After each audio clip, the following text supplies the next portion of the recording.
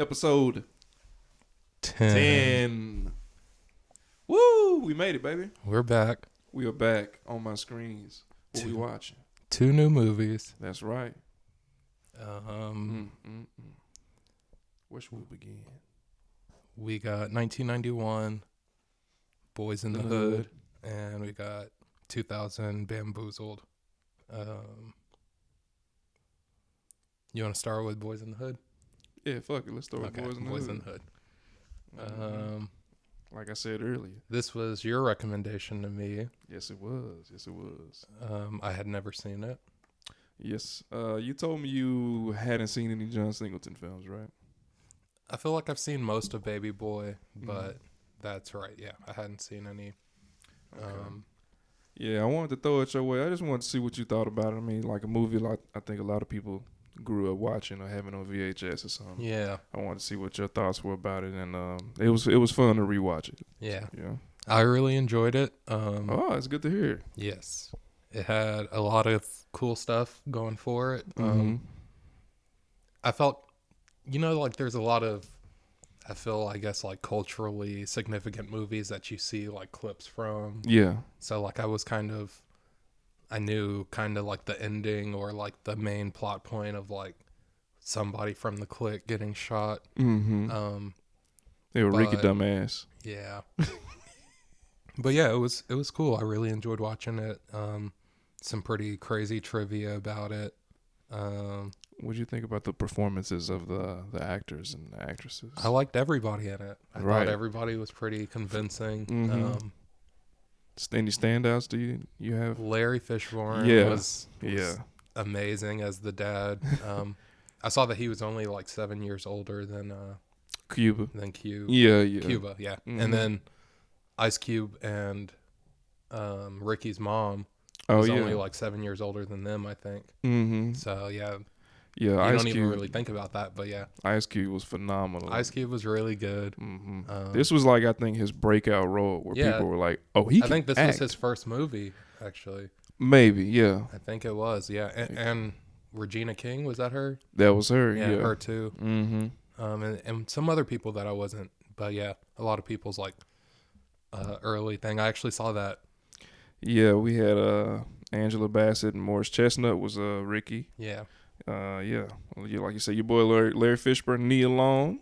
I saw that. So John Singleton was 24 Wow. when it got made. He was like a USC student, film school student, and I saw that he like met Cube on Arsenio Hall show. Okay. When he was like a production assistant and like told him basically like, yeah, I'm gonna put you on my movie.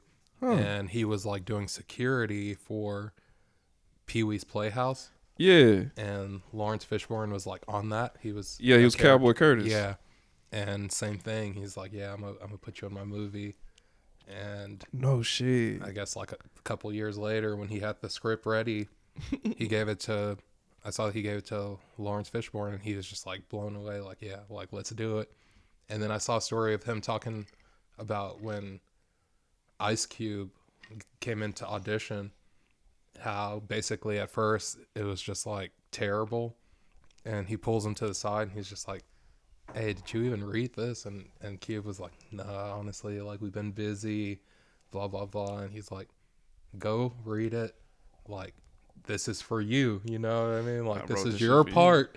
And then he came back and auditioned again, and John Singleton was just like, you could literally see in that audition a star being born, like, and I was just like, wow, that's so cool. Man. But yeah, he killed it. You could just all the points where you see him on the porch, you see like, oh, Friday, like it's so cool to see, like this is kind of the seed for that.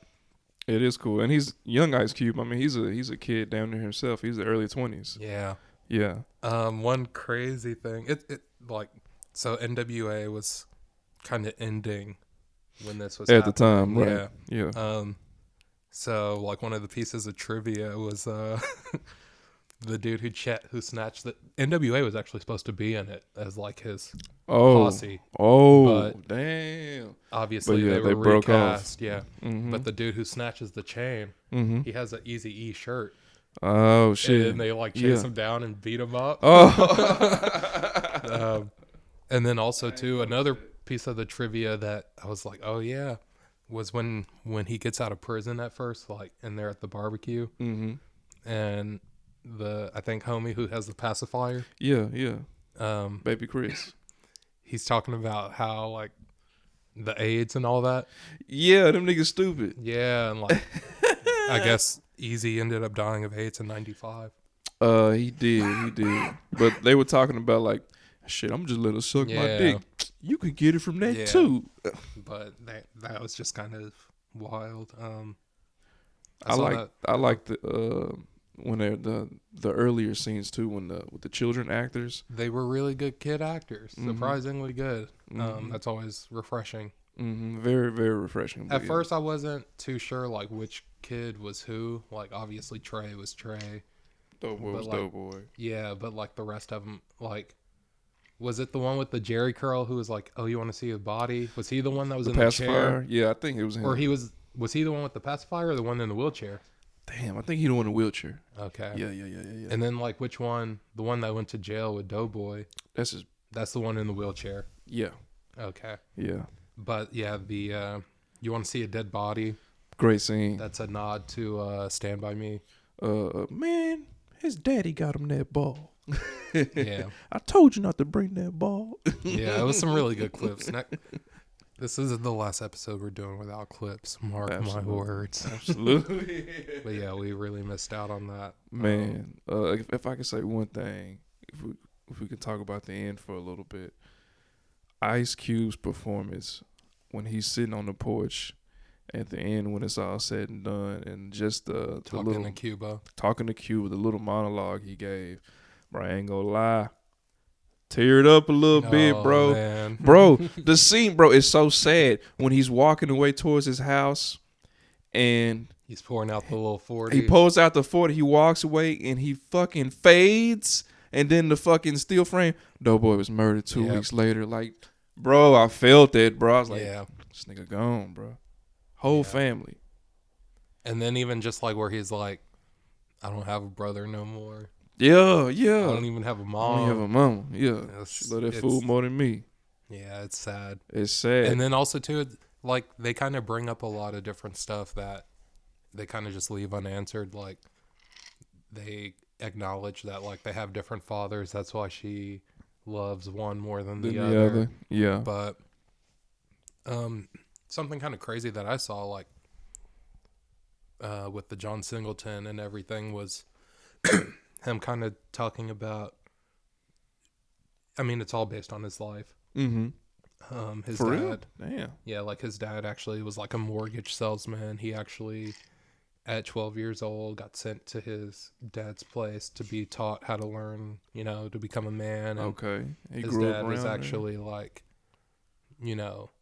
told him stuff like, see how your friends without fathers turn out. But, and it was him kind of talking about it, and he basically said that he was kind of saying, I thought the point of it was like that, like with Doughboy, with the whole Doughboy and Trey thing, that like the mom was like too overbearing on one son and like didn't give enough love to the other, and one ended up like kind of dependent on his mom, and then the other one ended up just like a gangster. So he was kind of just saying like that was like the whole kind of the terrible mother. Not even to say terror. I don't know that he was like, but just basically the importance of a father. Yeah, that's kind of the whole. Because even like big even Trey's mom, like they don't portray her as like she's not portrayed badly, but it's like no, just more like I'm getting my shit together. The dad is obviously more important part of making him into a complete person who's not becoming a statistic or whatever. Yeah. So I really like that scene too, where she drops him off in the beginning, because you could tell like how reluctant he is. Well, how excited Furious is. He was like, you know what I'm saying? He finally got his son. This is what he's wanted. He's wanted to be a father. Sure. And he wants to show him, like, the way to become a man. Become a man, essentially, yeah. What you think about what you think about Cuba's capping ass story? We're talking about when he had sex the first time. Oh, to his dad. Yeah, That was pretty crazy. A lot of the scenes just Lying between those ass. two were really good. They were The good. scene where he's like cutting his hair. Yeah, ain't got no good lineup. Yeah, he's like, I'm not getting older, I'm getting better. One thing that I thought was kind of cool, like certain things just made it seem more real to life, like Ice Cube actually coming across as a gangster in real life. Yeah. Um, Did you catch they was beefing with the Bloods? Yeah, Okay. that it was. I actually saw like one of the gangs was supposed to be like the Rolling 60s, and the other was like, Because Cuban was wearing blue and saying "cuz" a lot. yeah. You know, it's just. Lawrence Fishburne had been in Apocalypse Now, Mm-hmm. which is like a Vietnam movie, and he was 17 in that. He was a kid. Yeah. Yeah. So it's like when he's selling him, like, yeah, I was in Nam. Oh. Like, yeah. People saying this is his same character. Yeah, it's kind of interesting. Kinda cool. Yeah. That's interesting. Furious Styles. Yeah, Furious Style, such a cool name. Trey Styles. He- What'd you think about? I'm sorry. Oh, go ahead.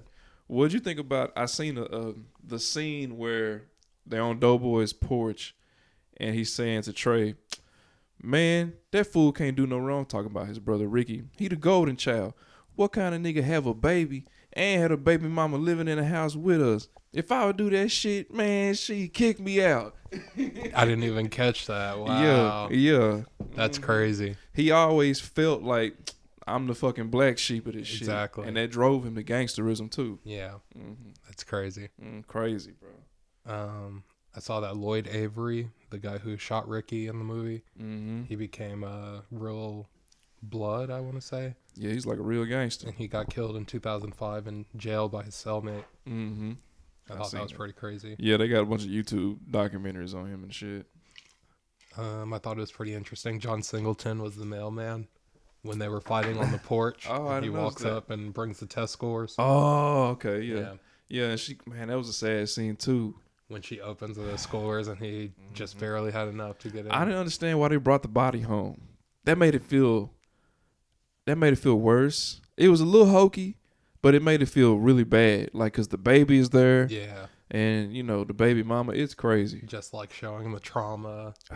One of my favorite scenes is when they gonna slide. So, fucking Trey jumps in the car with Doe and Chris and them, and he's like, "Yo, Doe, let me out." Yeah. Let me out. And they slid on them boys. Yeah.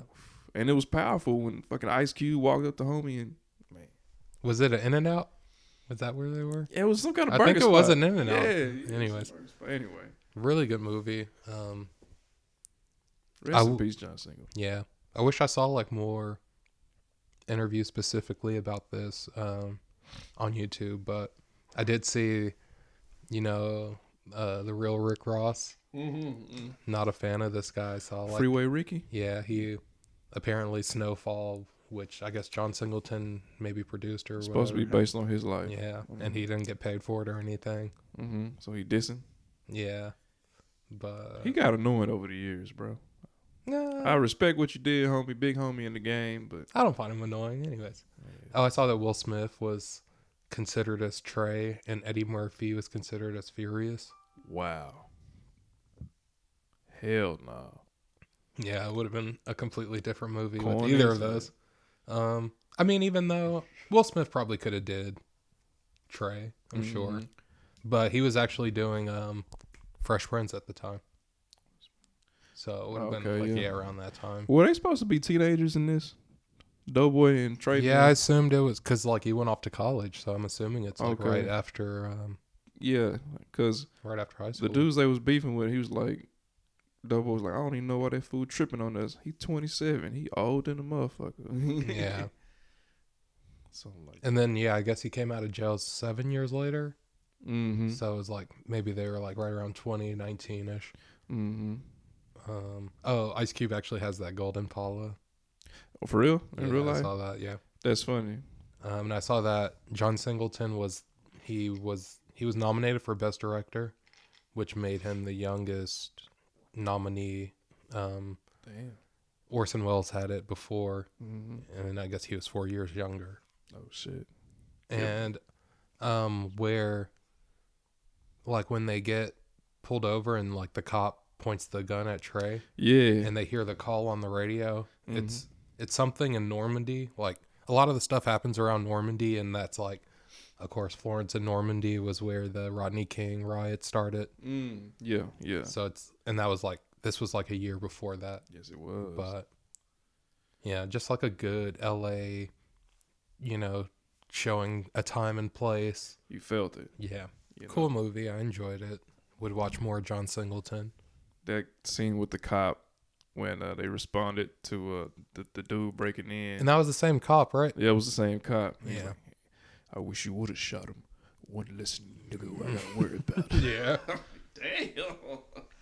Yeah, man, that was a great. I'm glad you enjoyed it, bro. I really was. I was thinking. Can't believe I hadn't seen it. Oh, it's like, yeah. Did you feel it was a little PSA-ish, or you thought it was just right? I mean, it felt very early '90s to me, which I enjoyed. It was a throwback. Yeah, it's score, cool. the music scores, the cues and shit. Yeah, some of it kind of felt like sometimes it felt, especially you remember like Happiness. Yeah, how they would use the music. Some of it kind of would make me think of that, but you know what I also like? It was cool. Best for the about most this part. movie, technically, this is a small story. Yeah, I guess. Just a couple guys on the street. Yeah, pretty much. Yeah, pretty much. They go to a hangout, bump into a nigga. Yeah. Now we got beef. Yeah. Small story. I love this movie, bro. So. Love it. You have a score in there? Shit. You ain't gonna like this. Go ahead. I'm gonna give it 100. Well, wow. I don't hate it, but I mean, 100's a perfect movie. 100. I believe it conveyed the message. I believe you felt this motherfucker. Sure. You know what I mean? It's a very well done movie. I'm gonna give it. I give it a modest 95, but I really want to give it 100. Stick with your 100. I'm not mad at that. I'm gonna give it an 80. That's my dog. It's a very good movie. I can definitely come back to it.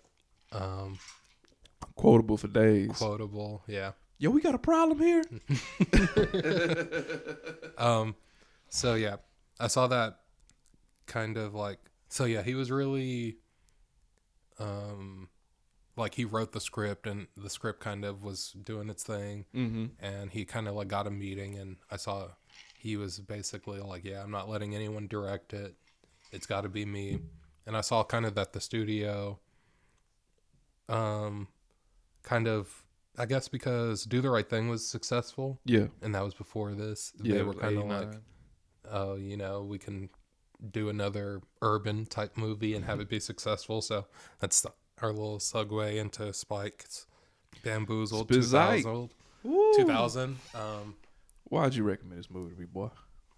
So yeah, this whole episode I kind of was like, we haven't done any black directors, so let's do two. I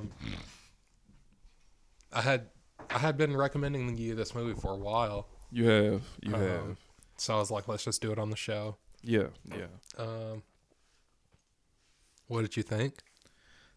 So, full disclosure, I had watched the FD Signifier video before this, but it was a while ago. You wouldn't have, but okay. But it was a while ago. I think you even told me to watch it, or you told me about it. That got me interested in watching it. But yeah, you should have watched the movie first. But anyways. Well, I'm glad I watched the movie now because now everything's in context and now I understand everything, and it makes it so much, in my opinion, better. So I can just start off the back saying, I love this movie. I think this movie, I did not know it was going to just give me this, these ideas and such. But the only thing I didn't like about the movie, I think it would have been better and bigger if it was shot better. That's my only issue with this movie. I feel like it looks a little VHS-ish, man. I mean, it was shot in mini DV. Yeah, it was shot on digital. It wasn't shot on film. And I don't know. I feel you, but at the same time, it has a charm. It has a charm because of that. It has a charm. It almost feels more real. It feels like documentary-esque. Film schoolish, and I like in a good way. Yeah. Like the best kind of film schoolish. Yeah. I like that about it. I understand why you could not like that, because sometimes that's kind of jarring. It'll go from a shot that looks really nice to one that looks like a cell phone I even like the footage from CG. like 5 years ago. But yeah, I like the CG. yeah. It matched with the minstrel kookiness. But yeah, You know what I mean? it's a crazy movie. He says from the get go, it's satire. Mm-hmm. It's kind of meta because it's like Shit. the whole movie's satire, and then the show that they're putting on, the Mantan show, is satire, or that's the excuse that they're using to actually get it out there. I like how my bad. Go ahead. No, I like how De La starts out earnestly, like I want to see how far these motherfuckers gonna go. He's talking about he want an urban show. All right. You remember when we were kind of talking about in the Mel Brooks with Dracula episode way back when? Mm-hmm. I was like, I kind of know about the producers, even though I haven't seen it. This was part of it because of like that whole idea of putting on the worst show that's the most offensive show so you can get fired. Yeah. That's from the producers. So that's where that comes from. And then, yeah.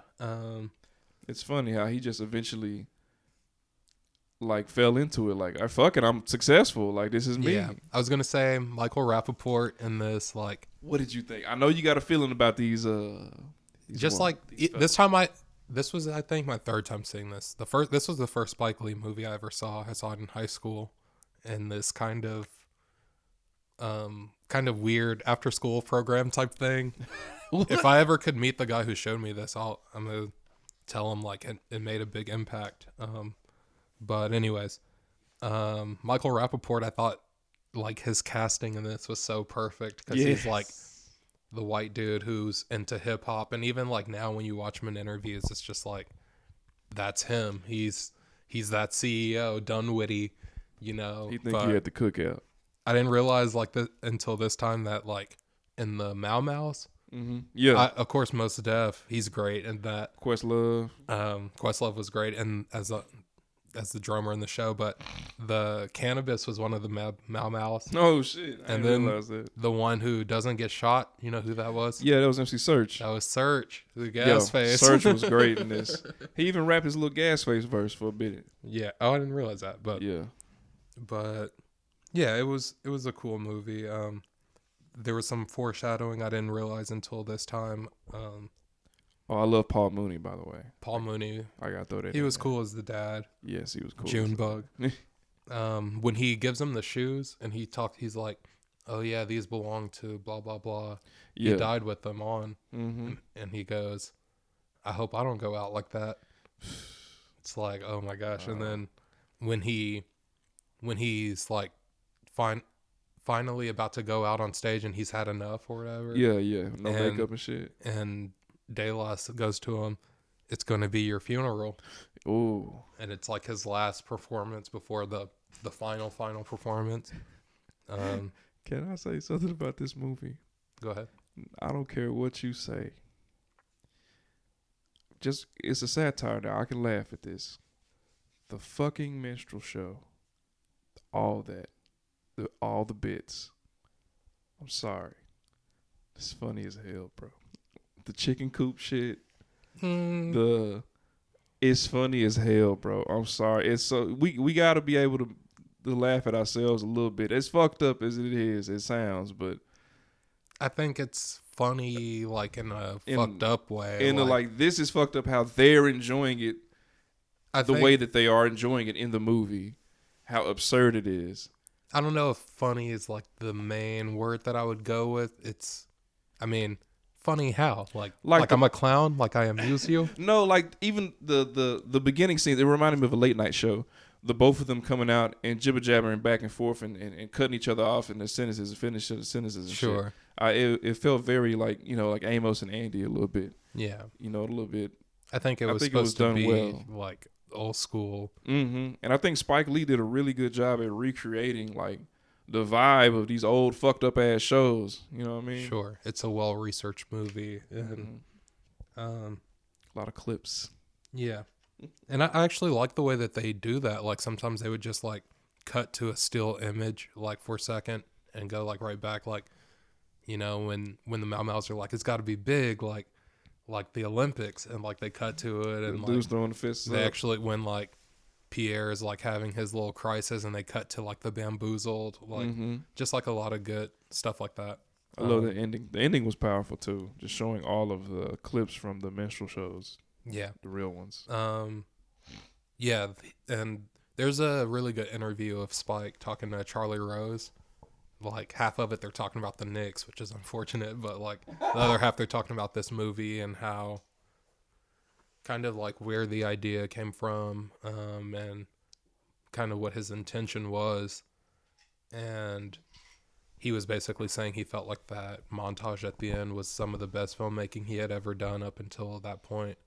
And another thing he was kind of saying was like he wanted people to basically realize with the movie that like not all minstrel shows are in blackface anymore, that like this type of stuff still goes on, and we do it to ourselves. It's a very pervasive thing. People are still selling out, you know, putting on, basically making themselves caricatures, and it's not just black people, you know, it's but that's basically what the whole spirit of the film is. Like that scene when they were passing the mic to various audience members, and I'm a nigga.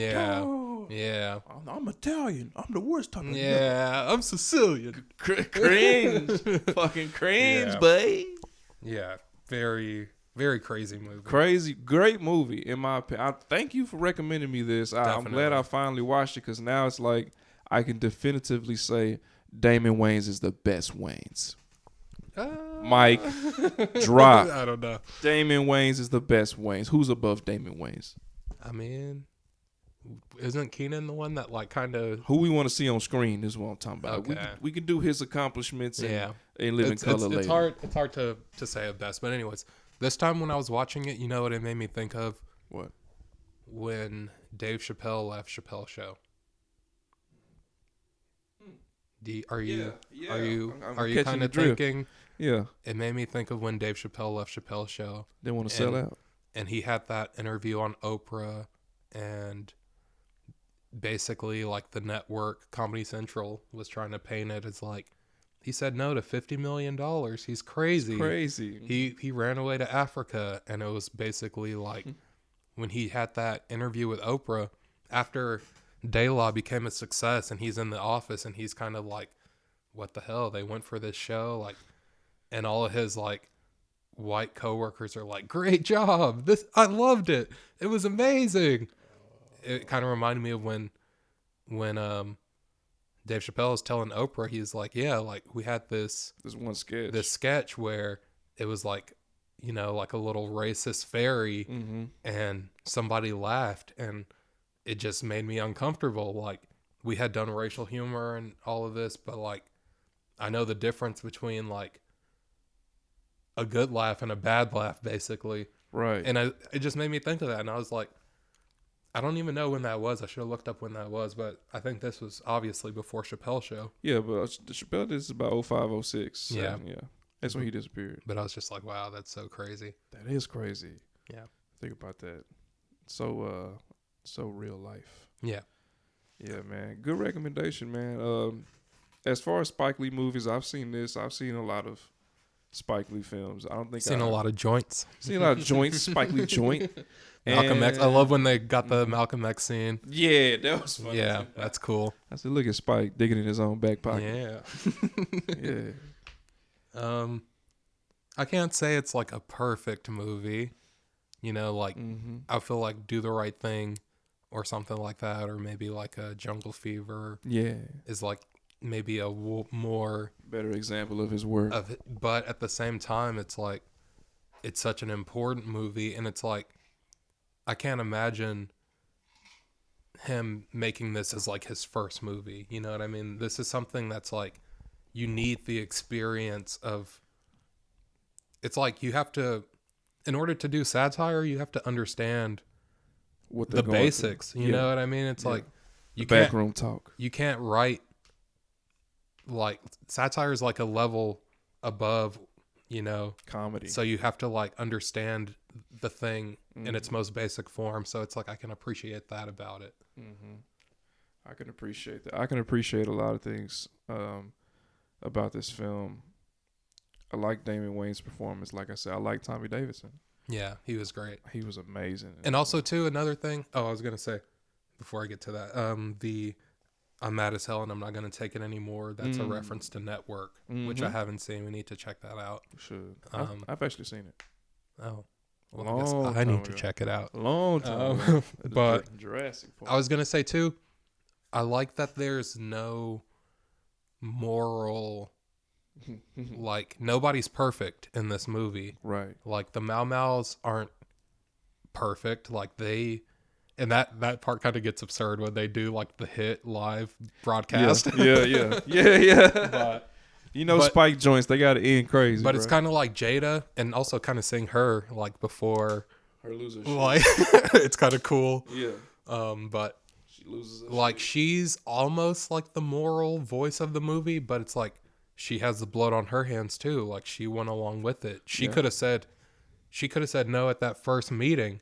You know, like obviously, Pierre Delacroix is not like, you know, he's peerless. Yeah, he's like in the shit the most. But like, there's no like maybe like Paul Mooney and the mom are like the moral, genuine characters. Voice. But like out of all the main characters. Like they all were corrupted, you know. Yeah. Even like Tommy Davidson, he realizes he sees the light, but at the beginning, it's like he's going along with it too, just to like get the new clothes, get a little bit of money. So it's a really good movie, and also the way they portray it is like he's literally surrounded by talent. Yeah. Like his dad could have a show. Like the dancers could have a show. All the people that they bring in are legitimately talented. But they honeycut shit. Like they highlight the worst part of it, and like it just does such a great job. And like the way he's like, we don't need to do the Huxtables again. Like the way he's basically like saying like he's saying exactly what he wants, but like you have to do it. I can't write it. You have to write it. The way his office was just wall to wall. Yeah, Tyson, Muhammad Ali. Yeah. Black. Who's number 46 up there? I know your people know than you do. Yeah. This is exactly how these motherfuckers be thinking.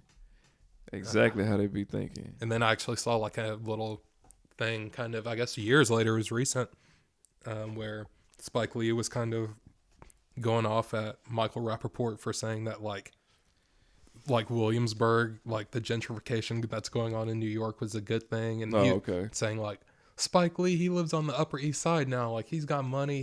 He can't even talk about what's going on down there. Like, oh shit, so cringe. Yeah, he's cringe, dude. Yeah, but that's that actually met him. I don't know if you remember when that Tribe Called Quest documentary. Yeah. I can't really say I met him, but I used to work at a theater and he was up there for like a screening of it, and I wasn't too impressed by him. Documentary was good, but yeah, I wasn't too impressed by him. He called you a nigga. Oh God, no. You know he feels like he got the pass from this movie. Oh gosh, crazy movie. Anyways, if you had to give it a score on the scale, I'm giving 85. 85. A nice high 85, maybe even 89. I'm not mad at 85. You know what I mean? It's hard because I do enjoy it, and like I said, I hate ratings. It spoke to me too. Yeah, it really did. Like something like this, I feel like I would watch before I would watch Boyz in the Hood again, just because of like the layers and the absurdity of it. You know, it's kind of got that, but I enjoyed them both. What did you remember what I gave? I think I gave Boyz. Boyz in the Hood, you gave it an 80. Oh, okay. Yeah. I'm going to give this an 83. All right. I ain't mad at it. And I ain't mad at it. And people, just so you know, just because I think Boyz in the Hood is 100, don't mean it's actually 100. I just felt something watching the movie. It's a great movie. You know what I mean? It is a timeless. I felt something watching it. It's hard. A great movie. It's hard for, movies and music. It's a feeling thing. It is. Sometimes. It is. I mean? But yeah. And yeah, I know you're a big fan of Ice Cube. Oh, you goddamn right. Yeah. Uh-huh. Until next time. Till next time, this has been another grand episode of It's on my screen. Boys in the Hood on my screen, Barney and Ricky. On in the thing. Thanks for listening.